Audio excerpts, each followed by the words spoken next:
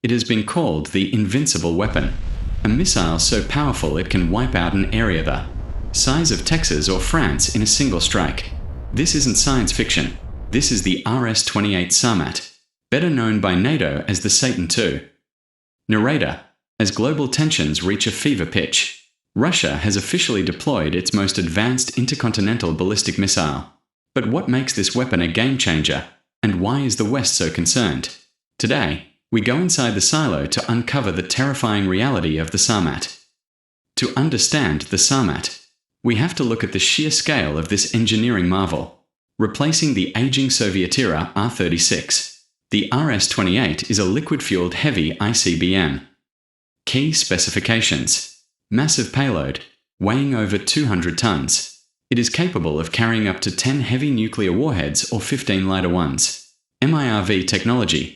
It uses multiple independently targetable re-entry vehicles. This means one missile can hit 10 different cities simultaneously. Hypersonic edge. It is designed to carry the avant-garde hypersonic glide vehicle, which travels at speeds exceeding Mach 20, making it virtually impossible to intercept. Narrator: but it's not just about speed. The Sarmat has an operational range of 18,000 kilometers. It can fly over the North Pole or the South Pole, bypassing the most advanced US missile defense systems, which are currently oriented toward the north. Why it's unstoppable. Modern missile defense relies on predicting a trajectory. However, the Satan II changes the rules of the game. It features a short boost phase, meaning it reaches space much faster than older missiles, leaving a very small window for satellite detection. Once in the atmosphere, its warheads don't just fall, they maneuver.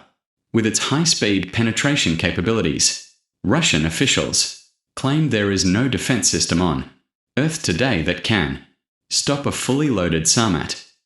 The global strategic impact. The deployment of the Sarmat isn't just a military upgrade.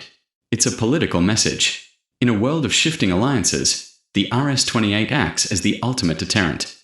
It ensures that any direct conflict with Russia would result in mutual assured destruction.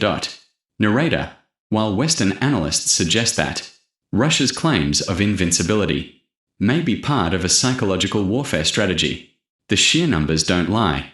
The Sarmat is the most powerful nuclear-capable missile in the world, period. Conclusion and outro. Visual: sunset over a military base or a silhouette of a missile. The RS-28 Sarmat is a reminder that the technology of destruction has reached a terrifying new peak. As the Satan II takes its place in the Russian silos, the world watches, waits, and hopes these weapons of the apocalypse never have to be used. What do you think? Is the Sarmat a genuine leap in technology or a tool for global intimidation? Let us know in the comments below.